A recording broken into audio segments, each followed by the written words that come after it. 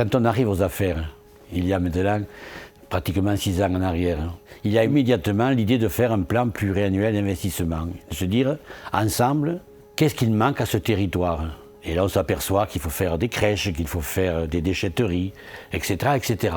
Et effectivement, on s'aperçoit aujourd'hui, pratiquement 6 ans après, qu'on a beaucoup fait de ces investissements qui étaient prévus. La communauté de communes, c'est la mutualisation. C'est-à-dire qu'on va faire des services, prenons par exemple les ordures ménagères.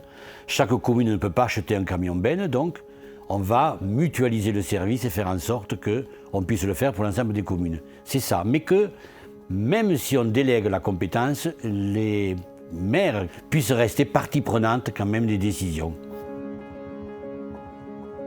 La préoccupation majeure que j'avais, c'était de me dire, mais bon sang, est-ce que tous les gens dans le territoire bénéficient des mêmes prestations? Or, ce n'était pas le cas. Beaucoup se sentaient à l'écart. Et mon souci majeur, ça a été de dire, il faut que nous allions vers. Aller voir les conseils municipaux, c'est ce que nous avons fait. Donner des spectacles gratuits dans les villages de nos Corbières et ailleurs. C'est ce que nous avons fait. Donc sentir que les gens s'appropriaient notre projet. Dans ce qui nous préoccupe quand même énormément, c'est toujours l'humain au centre du dispositif. L'élu doit toujours se poser la question centrale qui est la suivante. Est-ce que ce que je réalise est bon pour mes concitoyens? Est-ce que c'est utile? Vous allez voir dans ce film tout ce que nous avons réalisé.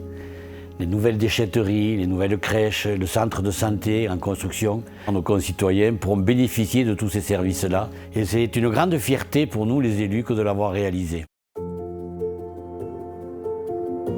Nous aidons énormément les associations. Nous sommes aux alentours de 500 000 € distribués chaque année aux associations sportives et culturelles. C'est énorme.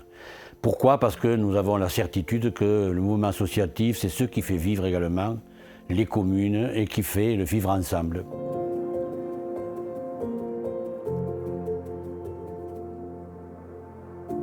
Nous avons également construit une cuisine centrale avec la Chambre des métiers qui garantit une alimentation saine, locale et équilibrée à nos concitoyens. Dans le domaine social, nous avons fait en sorte que toutes les aides à domicile soient regroupées à la communauté de communes. Nous avons revalorisé ce métier.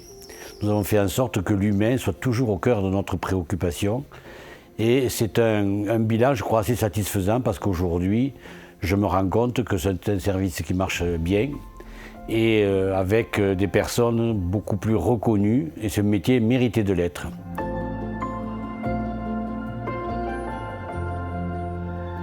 Ensuite, il y avait tout le volet de l'environnement, éco-environnement. Il fallait partout des déchetteries aux normes, puisqu'elles ne l'étaient pas. Et nous avons commencé à construire, comme celle de Lézignan, comme celle d'Escales, et nous continuons.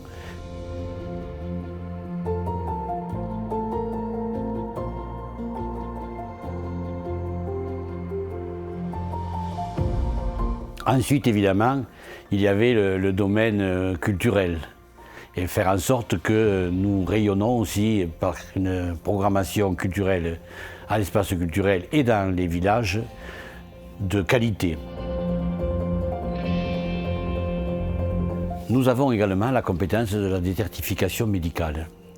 Et là, alors, c'était un sujet majeur. Pourquoi? On s'est rendu compte, après diagnostic, que très bientôt, il y aurait plus pratiquement de médecins libéraux sur la commune de Lézignan. Ce problème d'ailleurs, il est un petit peu général en France, mais dans notre territoire, il est criant. Qu'est-ce qu'il fallait faire? Il fallait bouger et de se dire on ne peut pas rester comme ça. Et donc nous avons décidé de construire un centre de santé parce que nous avions presque la quasi-certitude qu'il était très difficile d'installer des médecins libéraux. Et on s'est dit un centre de santé avec des médecins salariés peut attirer des médecins. Et ça a été le cas. Et donc nous avons choisi cette formule. Le centre de santé est en construction. Il ouvrira ses portes en octobre. Et nous avons aujourd'hui 4 à 5 médecins qui, à des degrés divers, en pourcentage de présence, viendront nous rejoindre. Nous avons des sages-femmes également. Donc ce centre de santé sera une bouffée d'oxygène dans le monde de la médecine parce que, comme je vous le disais, très très vite, il n'y aurait plus de médecins sur la ville de Lézignan. Il y a un autre sujet qui me tenait beaucoup à cœur, c'était l'enfance-jeunesse et la petite enfance. Pourquoi? Parce que c'était un crève-cœur pour moi chaque fois que je refusais à une famille une inscription en crèche. Je me suis dit, il faut là aussi que nous maillions le territoire de crèches suffisantes. Et nous avons créé et construit une crèche Bepos à Roubiat. Demain, nous allons faire celle de Lézignan, nous allons faire celle de Saint-Coat, nous agrandissons celle de Saint-Laurent. J'ai instauré ce qu'on appelle les fonds de concours. 50 000 € par commune. Eh bien, vous imaginez un petit village des Corbières qui reçoit 50 000 € pour cet investissement, c'est énorme.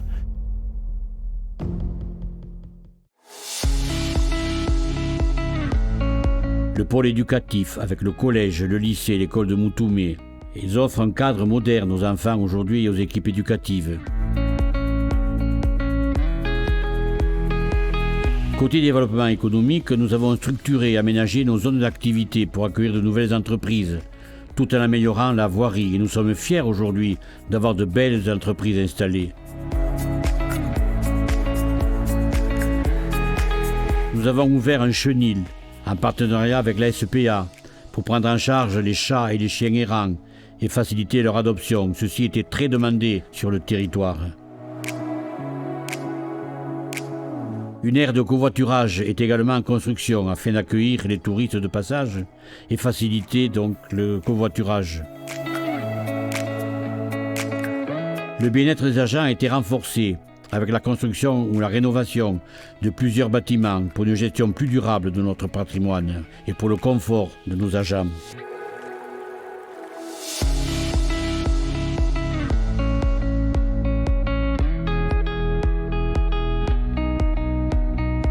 En matière d'aménagement du territoire, des projets d'énergie renouvelable ont été accompagnés et nous avons déployé la fibre avec le SIADEN, largement subventionné par la communauté de communes, pour réduire la fracture numérique.